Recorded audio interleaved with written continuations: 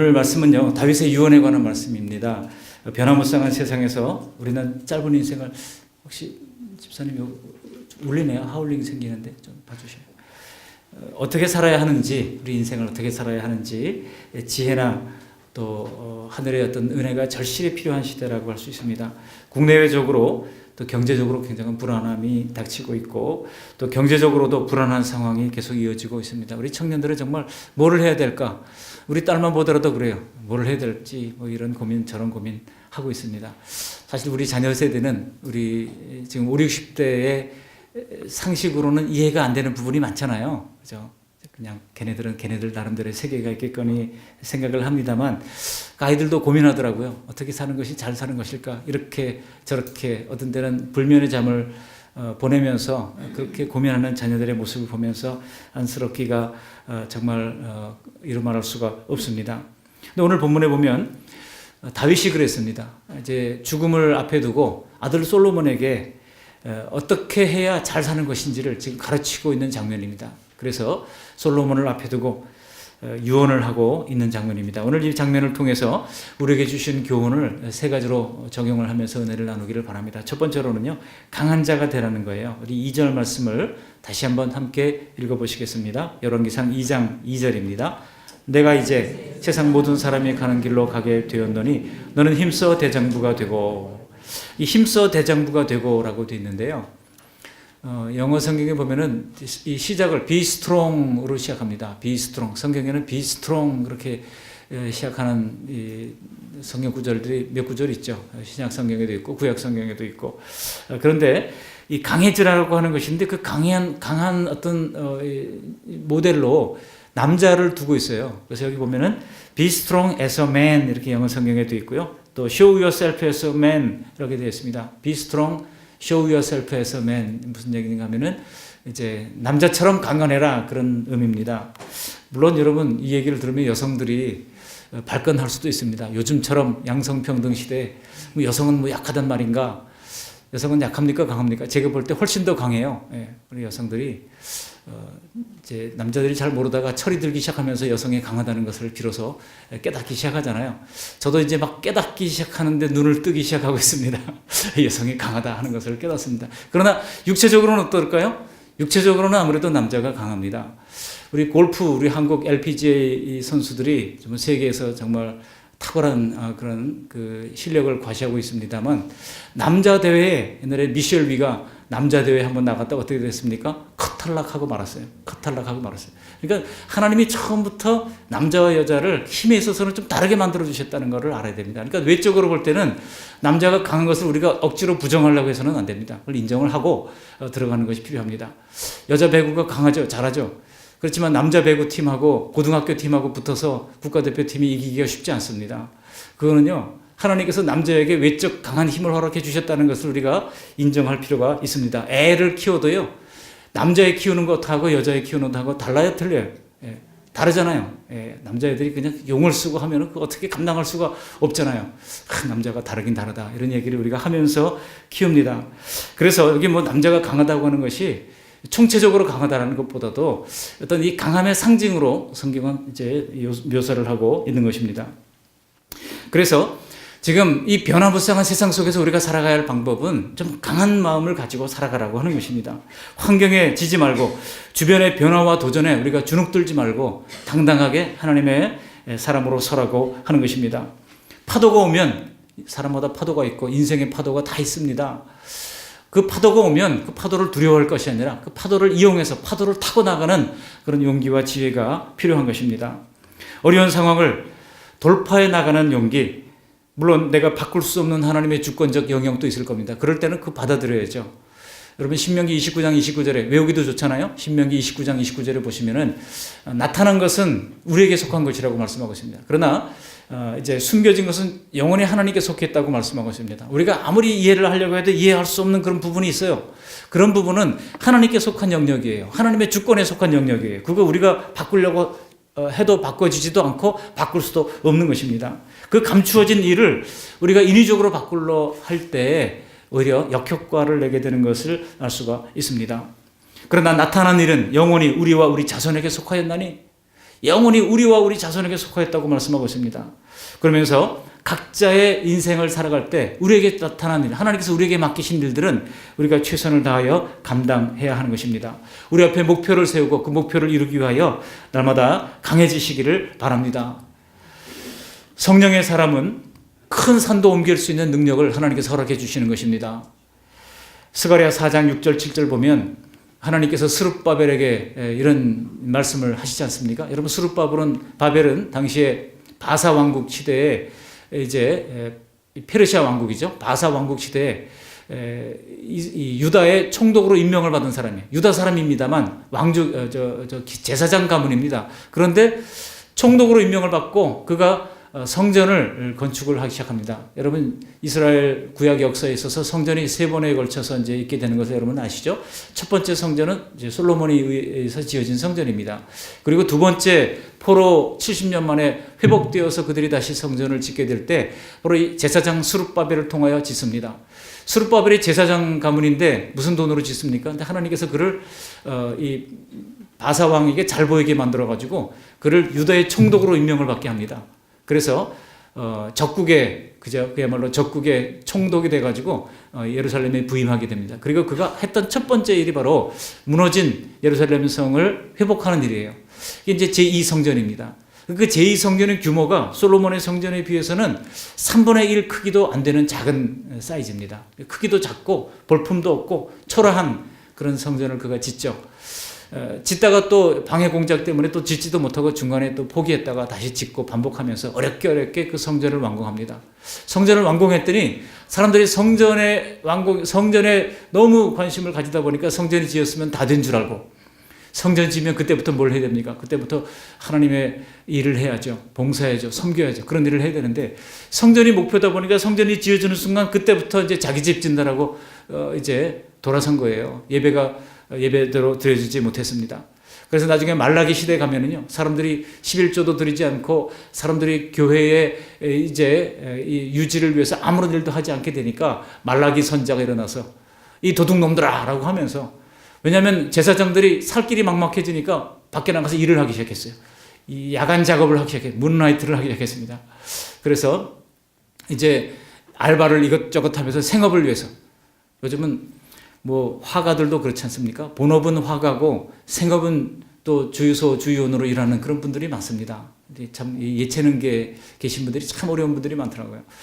그런데 당시 말라기 시대의 선지자들이 제사장들이 그랬어요. 도저히 살아갈 길이 없으니까 사람들이 예배를 하러 오지 않으니까 예배당은 전부 다 낡게 되고, 그리고 사람들은 살 길을 찾아서 각기 뿔뿔이 흩어지는 그런 가운데 이제 성전은 초라하게 남고 말았던 것이죠. 이것을 나중에 예수님 당시에 헤롯 대왕이 46년간에 걸쳐가지고 솔로몬의 성전보다도 훨씬 더 크고 웅장한 제3성전을 짓게 됩니다. 그렇게 이제 세 번에 걸쳐서 이제 성전 시대가 열리게 되죠. 그런데 이 스룹바벨이 성전을 짓기 전에 하나님께서 스룹바벨에게 대하여 예언한 말씀이 스가랴 4장 6절 7절이에요. 제가 읽어드리겠습니다. 그가 내게 대답하여 이르되 여호와께서 스룹바벨에게 하신 말씀이 이러하니라. 만군의 여호와께서 말씀하시기를 이는 힘으로 되지 아니하며 능력으로 되지 아니하고 오직 나의 영으로 되느니라. 큰 산아 내가 무엇이냐? 내가 스룹바벨 앞에서 평지가 되리라. 그가 머릿돌을 내놓을 때 무리가 외치기를 은총이 그에게 있을지어다 하리라 하셨고. 스룹바벨이 대제사장으로 성전 건축을 하기 위하여 부름을 받았을 때 그때 스가랴가 그런 예언을 받은 거예요. 그래가지고 이 스룹바벨에 대해서 염려하지 말아라. 하나님께서 너와 함께 하시면 그 큰 산도 전부 다 평지가 될 것이다. 그리고 사람들이 은총 하면서 따라다니면서 그 성전을 완공하게 될 것이다 라고 하는 예언의 말씀을 준 것입니다. 여러분, 우리가 하나님의 일을 할 때는 하나님이 주신 이 약속의 말씀을 굳게 붙들고 의심하지 말고 믿음의 발걸음을 내딛는 모험을 감행해야 합니다. 이건 모험이에요. 여호수아 1장 6절에도 하나님께서 이제 예루살렘 이제 가나안 정복을 앞두고 있는 여호수아에게 말씀하시잖아요. 강하고 담대하라. 너는 내가 그들의 조상에게 맹세하여 그들에게 주리라 한 땅을 이 백성에게 차지하게 하리라. 우리가 강하고 담대할 때 하나님이 우리에게 주시는 따르는 복이 있습니다. 어떤 복이 있습니까? 땅을 차지하게 된다는 거예요. 산이 평지가 되는 역사가 일어나게 된다는 거예요. 불가능을 가능케 만드는 역사가 일어나게 된다는 것입니다. 이 변화무쌍한 세상 속에서 마음을 강하게 잡수시고 잘 견뎌나가는 우리 모두가 되시기를 주님의 이름으로 축복합니다. 두 번째로는 우리가 어떻게 살아야 될 것인가? 바로 하나님의 말씀에 순종하며 살아야 된다는 것입니다. 오늘 본문의 말씀 3절 말씀을 함께 읽어 보시겠습니다. 3절, 내 하나님 여호와의 명령을 지켜 그 길로 행하여 그 법률과 계명과 율례와 증거를 모세율법에 기록된 대로 지키라. 그러면 내가 무엇을 하든지 어디로 가든지 형통할지라. 여기 권면이 뭐예요? 내 하나님의 여호와의 명령을 지키라는 것입니다. 그 기록된 대로 지키라고 말씀하고 있습니다. 여기 기록된 대로라고 하는 말씀을 주목해 보시기를 바랍니다. 요즘 가끔 보면은 하나님의 직통 계시를 받았다고 주장하는 분들이 있죠. 하나님이 나한테 말씀하시는데 뭐 동쪽으로 가라 그랬다 뭐 이렇게 얘기하시면 여러분 말씀의 근거를 물으십시오. 그 근거가 뭐냐고 물으십시오. 하나님의 기록된 말씀 우리 예수님께서 시험 받으실 때도 기록하였으되 예수님이 기록하였으되라고 말씀하신 것은 전부 다 당시에 구약의 말씀이 아닙니까? 그때 당시에는 신약 성경이 기록되지 않았기 때문에 우리 예수님도 마귀의 이 유혹을 어떻게 이기셨습니까? 기록된 하나님의 말씀을 가지고 이긴 거예요. 그러니까 우리 모든 행동의 표준은 기록된 하나님의 말씀이어야 합니다. 어디서 직통 계시 받았다고 거기에 따라가지 마시기를 바랍니다. 어디서 누가 금리빨로 변화더란다 그러면서 뭐 금가루가 떨어진다고 거기에 혹하지 마시기를 바랍니다. 기록된 말씀이 우리를 지배하는 우리 개혁교회의 전통을 잘 이어나가는 우리 모두가 되시기를 바랍니다. 모든 명령을 우리가 한꺼번에 지킬 수는 없잖아요. 우리의 기억력도 떨어지고 모든 명령을 한꺼번에 지킬 수가 없어요. 그래서 우리는 매일 새벽 기도하고 혹은 매일 큐티하고 혹은 매일 경건의 시간을 나름대로 가지는 것입니다. 요즘은 또 좋은 앱이 있어서 이 스마트폰으로도 얼마든지 매일매일 배달되는 하나님의 말씀을 우리가 들을 수가 있고 볼 수가 있는 우리가 마음만 먹으면 얼마든지 좋은 시대가 돼 있어요. 그래서 나는 새벽 기도 갔다 오면은 하루 종일 피곤해서 아무런 일도 할 수가 없어요. 그러신 분들은 저녁 기도를 하십시오. 저녁에는 드라마가 좋은 게 나와서 도저히 기도할 수가 없습니다. 그러신 분들은 뭐 낮이라도 시간을 내서 좀 기도하시기를 바랍니다. 앞치마 기도라는 것이 있어요. 어거스틴의 어머니였던 모니카가 14명을 낳았잖아요. 14명의 아이들을 키웠습니다. 얼마나 이루 말할 수 없겠죠. 그거 어떻게 정말 요즘처럼 아이를 한두 명밖에 안 낳는 그런 상황에서는 그게 사람인가 동물인가 그럴 상황이에요. 14명을 키웠습니다. 그런데 어느 날 갑자기 아이들 막 정신없잖아요. 그러다가 앞치마를 탁 뒤집었으면은요 아이들이 알아요. 야 얘들아 엄마 지금 하나님 만나고 있어. 조용해. 그러니까 눈에 보이면 일을 해야 되잖아요. 그러니까 앞치마를 뒤집어 쓰고 하나님께 기도하는 시간을 날마다 가졌다는 거예요. 아이들도 알았어요. 엄마가 지금 하나님 만나고 있구나. 여러분 그렇게라도 하나님과 만나는 경건의 시간을 가지시기를 바랍니다. 그렇게 우리가 매일 모든 말씀을 다 순종할 수 없기 때문에 매일매일 주시는 말씀을 그날의 영양식으로 삼고 오늘은 요거 하나만은 지키자. 그렇게 연습을 하다 보면 점진적으로 우리의 모든 삶이 주님의 말씀, 기록된 말씀대로 따르는 삶이 될 것입니다. 그럴 때 놀라운 것은 따르는 복이 있다고 말씀하고 있습니다. 어떤 복이 있습니까? 형통한 복을 주신다고 말씀하고 있어요. 저희 어머님이 기도하실 때 옛날에 새벽기도 늘 다니실 때 보면은 새벽기도 갔다 오시고도 집에 와서 또 기도하셔요. 근데 제가 깰 때 요 말씀할 때 기도를 할 때 주여 주시옵소서 시자가 엄청 깁니다. 하다가 시자가 긴 것이 아니라 중간에 액센트를 또 이렇게 파도처럼 넣어요. 시옵소서 하면 제가 벌쩍 깨요. 그리고 형통케 하시옵소서 할 때는 액센트가 강하게 들어가요. 그래서 어머님이 교회 가서 새벽기도 또 하고 오셔서 또 아침에 이제 그렇게 기도하시는 거예요. 집에서. 그러면 그때 번쩍 깨가지고 저도 일어나기도 하고 어떤 때는 새벽에 저를 깨워서 이제 새벽기도 다니기도 하고 그랬던 경험이 있습니다. 근데 매일매일 주시는 그 말씀을 우리가 다른 것은 몰라도 오늘은 이 말씀을 내게 주시는 영의 만나로 생각하고 지켜야 되겠다.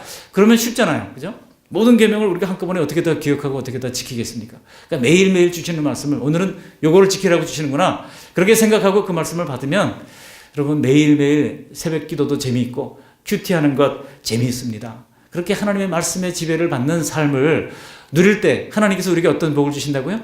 형통케 하신대요. 이 형통케 하다 영어 성경에 보니까 will be prosper라고 되어 있습니다. 반드시 번영하게 될 거라는 겁니다. 하나님 우리의 본성도, 외적 본성도, 물론 영적 본성도, 육적인 본성, 정서적인 본성, 관계의 본성, 이런 것들을 우리에게 허락해 주신다고 약속하고 있는 것입니다. 세 번째로 우리는 어떻게 살아야 되겠습니까? 하나님 앞에서 진실히 행하라는 것입니다. 우리 4절 말씀을 함께 읽어보십니다. 여호와께서 내 일에 대하여 말씀하시기를 만일 내 자손들이 그들의 길을 삼가 마음을 다하고 성품을 다하여 진실히 내 앞에서 행하면 이스라엘 왕위에 오를 사람이 내게서 끊어지지 아니하리라 하신 말씀을 확실히 이루게 하시리라.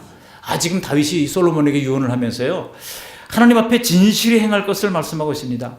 진실히 행하다고 하는 것을 원문에 찾아보니까 이게 정직하게 행하라고 하는 그런 말이라기보다는 faithful, 영어 성경에는, 그러니까 아주 성실하게 행하라는 그런 의미예요. 하나님 앞에서 성실하라는 것입니다. 하나님 앞에서 좀 신뢰할 만한 모습으로 서라는 거예요. 그럴 때 하나님께서 어떤 복을 주신다고 말씀하고 있습니까? 가문의 복을 주신대요. 그래서 존귀한 사람이 끊어지지 않는다고 말씀하고 있습니다. 우리는 평소에 진실한 사람이 되어야 합니다. 그 사람 말은 좀 신뢰할 만해, 믿을 만해, 그 사람은 적어도 거짓말은 안 해. 저는 글쎄요, 여러분들은 어떻게 보실지 모르지만 저도 그런 얘기를 많이 들었어요. 어릴 때 학생 때부터 시작해가지고 착해 빠져가지고 맨날 그런다고 하는 얘기를 많이 들었어요. 돈도 뺏기고 맨날 친구들이 아니죠. 옛날에 중고등학교 때도 학교 반에 한두 명쯤 깡패가 있었잖아요. 걔네들이 돈 가져라 그러면 멍청이 갖다 바쳤던 애가 저예요. 그래서 부모가 너 용돈 줬는데 왜 자꾸 달라 그러냐? 걔네들이 달래 그렇게 얘기를 하면 어머니가 이제 다칠까봐 주셨어요. 다칠까봐. 안 주면 또 얻어맞을까봐. 그랬던 접니다. 그런데 성경을 읽다 보니까 그래서 저는 세상이 이 착한 것으로는 살지 못하는 것처럼 사람들이 막 이야기할 때 성경을 보다 보니까 성경이 착해야죠. 저는 사실 컴플렉스가 많은 사람입니다. 맨날 그렇게 착해 빠지다고 하는 얘기를 많이 들었고요. 또 하나는 제가 발이 크잖아요. 신발을 보시면 아시겠습니다. 발이 큽니다. 저희 바로 위에 형님보다는 저희 바로 위에 형님은 30cm를 신으니까 저보다는 이제 더 크지만 저는 28cm, 280mm를 신습니다. 조금 적어요. 그런데 사람들이 꼭 발 큰 사람 보고 뭐라고 붙여요? 발이 얼마나 큰지 도둑놈 발 같다고 자꾸 그러잖아요. 그래서 과연 도둑놈이 발이 큰가를 제가 조사를 해봤잖아요. 그렇지 않다는 것이 확인됐습니다. 결코 도둑놈은 발이 크지 않습니다. 평균 이제 도둑질을 하다가 이제 잡혀온 사람들의 평균을 조사해 보니까 그렇게 큰 발이 많지 않다 그래요. 실은. 그러니까 이거는 좀 과장된 거고, 그런 컴플렉스를 이제 하나하나 저도 벗겨나가려고 하는 거죠. 근데 착해 빠진 것에 대한 그 컴플렉스를 성경 말씀 보다 보니까 여러분, 바나바는 착한 사람이요. 하나님께서는요, 보니까 착한 사람을 들어 쓰십니다. 사람이 착하면요, 세상에서는 이용당하고 사기당할지 몰라도 하나님께서 보호해 주시고, 하나님께서 인정해 주시고, 하나님께서 뛰어넘는 은혜를 허락해 주시더라고요. 다른 사람들 이렇게 단계를 밟아 올라가는데 하나님께서 뛰어넘는 은혜를 허락해 주시잖아요. 여러분, 제가 언제 교회를 건축하려고 저도 마음을 먹었습니다만 이게 잘 안 되더라고요. 어떤 분은 교회 건축하면 떠난다 그런 분도 있고, 그러니까 섣불리 나서지도 못하고 말이죠. 그러고 있었는데 하나님께서는 건축하지 아니한 집을 이렇게 허락해 주셨으니 이거 하나님께서 뛰어넘게 하신 은혜 아닙니까? 착한 사람에게 하나님께서 그런 기회의 문을 열어주시는 줄 믿습니다. 여러분, 우리가 평소에 악하게 굴지 말고 착하게 사람에게 하나님 앞에 신실한 모습으로 설 때 하나님께서는 우리에게는요, 뛰어넘는 그런 은혜를 허락해 주시는 줄 믿습니다. 말씀을 정리합니다. 우리 앞에 있는 미래는 정말 예측할 수 없는 상황입니다. 지금쯤 되면 벌써 트렌드 얘기가 나오잖아요. 그죠? 김난도 교수가 2019년 트렌드가 뭐라고 그랬다, 어떤 책을 썼다 하면 사람들이 보지만은요, 여러분 과연 그대로 됩니까? 김난도 교수 틀린 거 굉장히 많아요.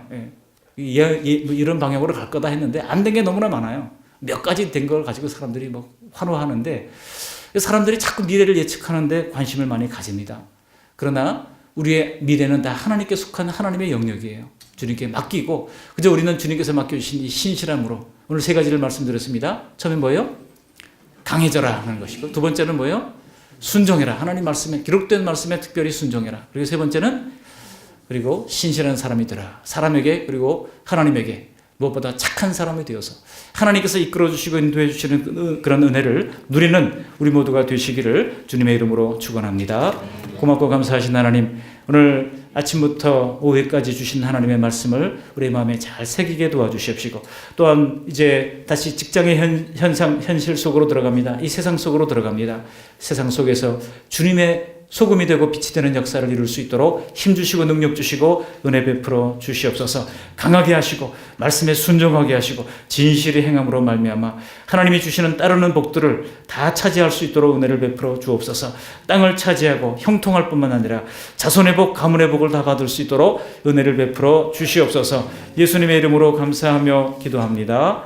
아멘.